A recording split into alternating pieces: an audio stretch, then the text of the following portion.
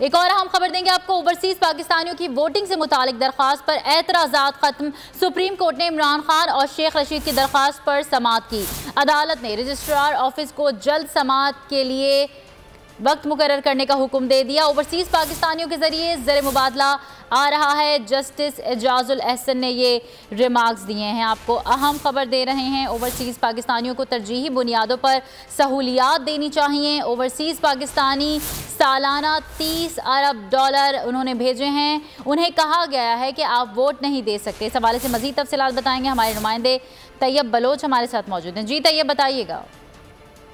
سمندر پار پاکستانیوں کے ووٹ کا حق ختم کرنے کے خلاف شیخ رشید اور عمران خان کی درخواستوں پر اعتراضات سے متعلق سماعت جسٹس اعجاز الاحسن اور جسٹس مظاہر نقوی پر مشتمل 2 رکنی بینچ نے کی۔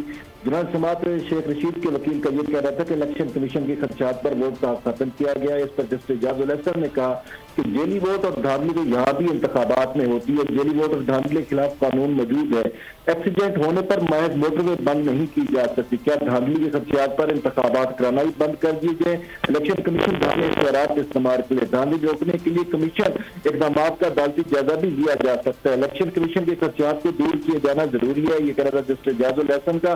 انہوں نے یہ بھی کہا کہ دوست ممالک سے جو ہے اور مالیاتی اداروں سے $1 ارب مانگے جا رہے ہیں، جبکہ اوورسیز پاکستانی جو ہے وہ $30 ارب کا معاوضہ جو ہے وہ پاکستان کو بھیجتے ہیں، اور جو لوگ اتنا زیادہ پیسے بھیج رہے ہیں ان کو سہولیات دینے کی بجائے الٹا ان کے ووٹ کا حق بھی جو ہے وہ ختم کیا گیا ہے۔ جسٹس اعجاز الاحسن نے یہ بھی کہا کہ ہم جائزہ لیں گے کہ اگر یہ ترامیم جو ہے وہ بنیادی حالات سے متصادم ہوئی تو ہم انہیں کالعدم قرار دے سکتے ہیں۔ تاہم عدالت نے رجسٹرار آفس کے اعتراضات کو ختم کر کے رجسٹرار آفس کو یہ بھی حکم دیا ہے کہ اس درخواست کو جو ہے وہ جلد سماعت کے لیے مقرر کیا جائے۔ بہت شکریہ اپڈیٹ کرنے کے لیے طیب بلوچ۔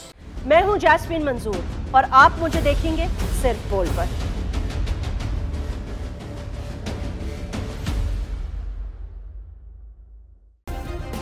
سبسکرائب کریں اور بیل دبائیں تاکہ کوئی خبر رہ نہ جائے۔